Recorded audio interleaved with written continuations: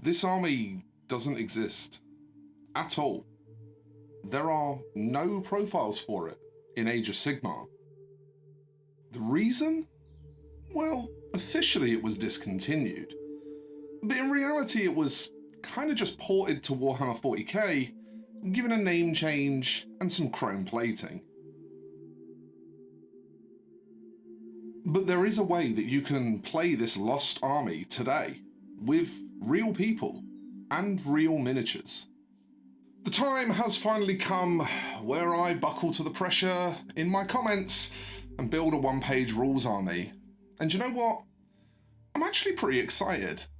And the reason for that excitement is because almost as soon as I started to look into this with any seriousness, one of the first things I spotted was that one-page rules have resurrected one of the coolest lost Warhammer armies. That's right, Tomb Kings are back and I am pretty excited for it. I've got to be honest, because I love skeletons, I love mummies, I love ancient Egypt, all of that stuff really clicks with me. So, Mummified Undead army, one-page rules, we're doing it, it's happening. But what the fuck is one-page rules, Mr. Shy? One-page rules are a range of games aimed primarily at providing miniatures-agnostic, bloat-free, lower complexity alternatives to Games Workshop's popular games. With the basic quick play rules fitting on a double-sided sheet of A4 paper, the games are super easy to pick up. However, the real spice comes in from this little button here. Because when you pledge to one-page rules on Patreon, you unlock the full rulebook, advanced rules for more complex missions, things like Fog of War and points calculators to create custom units and items. What's even cooler though is they give you 70% off their My Mini Factory store, meaning all these minis cost me 20 quid. Now, this video isn't sponsored by either My Mini Factory or One Page Rules. I'm making this off my own back just because I think that these games are really cool. However, if you want me to be able to keep making videos like this without having to have NordVPN or Raid Shadow Legends sponsor every single video, I'm gonna need to ask you to subscribe to the channel, or at least consider doing so. But if you want special bonus points, you could also head over to my Patreon link in the description, and you could pledge on Patreon to join us in the Wholesome Degenerates Discord for just £1 a month. That would be really cool. So with all my rules and a healthy clutch of minis acquired, next was a bit of slicey in Cheatubox Pro to get these files ready to print. I normally prefer to support minis manually, but I always give pre-supports a chance when dealing with a new manufacturer, and honestly, I was staggered by how good these pre-supports are on the one-page rules minis. Out of everything I printed here, I had to reprint one spear and one shield, and I'm pretty sure that was my fault. Next it's on to the very patient process of printy. Big shout out to the Mars 3 by the way, this is new to me and I'm very impressed with it. All that pixel density certainly led to some really nice looking miniatures. Which you can see in these photos here actually, super crispy. I like to assemble my minis before curing them. The softer outside layer of resin seems to soak up superglue better and lead to stiffer bonds. I'm not actually sure if that's a real thing or not, but it's what I do anyway. And after assembly, it's over to the curing machine now to stiffen up them bones. I cure in batches, 1 minute per cycle, and before I knew it, I have an army. Well, the start of one. This is a little under 500 points, but I still have plenty more I want to add just from the minis I have, before I even go shopping for more. A big cavalry squad to go with my king for a start, as well as definitely more of the Guardian statues, archers, spearmen. Getting back onto the painting, something that may immediately surprise you is that I'm actually priming these black. I'm going to be trying a few different cool new things on them, and I needed to start dark for the main one to work. You see, during my research for this yes, I do research.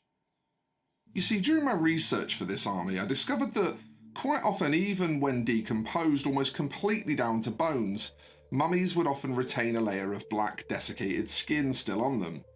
I decided this would be really cool as a look for my army. So after that black undercoat, the whole army gets a white zenithal, and when spraying this, I kinda don't mind if it goes a bit sputtery, to be honest. Any speckles in the zenithal are gonna just kinda look like grunge after the next stage. which was to hit all them bones with some Scale 75 instant colour Shadow Black. I know, I'm using something very much like a contrast paint here, which is not something I normally go for, but I am really shooting for a super quick and dirty army here. I just want to get a fieldable force painted fast. However, you can see that the black instant paint actually gives a really sweet effect. It's not exactly like the references, it's a bit more towards grey-blue, but it's something pretty cool looking and certainly not your typical undead look, so I'm happy with it. I kept the rest of the scheme really as exactly what you'd expect. Linen colours for cloth, golds, silvers, blues, ancient Egyptian stuff. I figured you wouldn't need to be bored with the details, but suffice to say, I initially tried mostly using those Scale 75 instant colours. For the bases here, I also mostly used one-page rules base pack for the Mummified Undead, because, well, it was literally exactly what I was looking for anyway. Stone slabs and desert sands with Egyptian carvings aplenty. So after a good bit of work and effort over a pretty short period of time, we have the first wave, if you will, of the army. And I suppose the question now is, how do I feel? Well, I'll be honest, I did lean quite hard on those Scale instant colours, and they didn't really give me the look I wanted at all. I ended up going back and doing an absolute ton of corrective work, virtually repainting from scratch because I was so unhappy with how the Scale instant colours looked as a complete look. The end result of this is just that I'm going to have to rework my methodology for the squad, so I've kind of already got an idea of how I'm going to do that though, so I'm not really worried. But we do have the start of an army, and even if I'm not happy with that paintwork, that is what matters most. So let's take a look at it, let's see what we've got so far.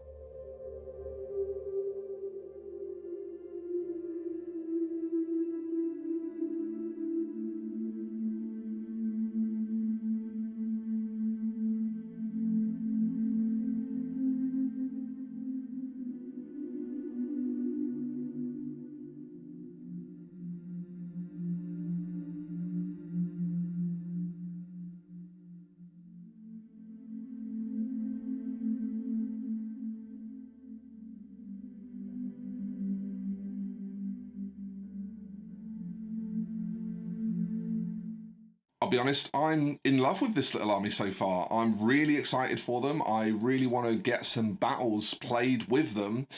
Between shooting this video and actually releasing it, I did manage to also get in some games of Age of Fantasy on Tabletop Simulator and a nice little coffee table game of Grimdark Future.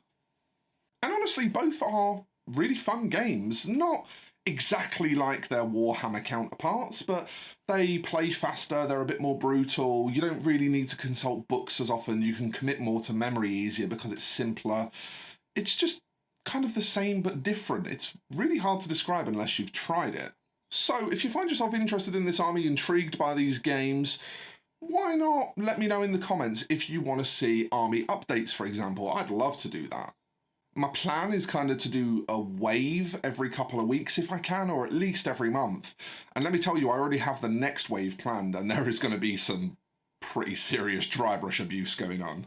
But also, do give One Page Rules a look at if you're curious about those systems. They have equivalents for 40k, Age of Sigmar, they have a rank and flank version of their Age of Sigmar game if you're in a more kind of Warhammer Fantasy battle mood. They have a Kill Team equivalent, they have a Warcry equivalent, they even have a Battlefleet Gothic equivalent. They've been busy over the last few years. So until next time, friends, I want to wish you happy hobbying as always. I will see you in the next one, of course. Bye-bye for now.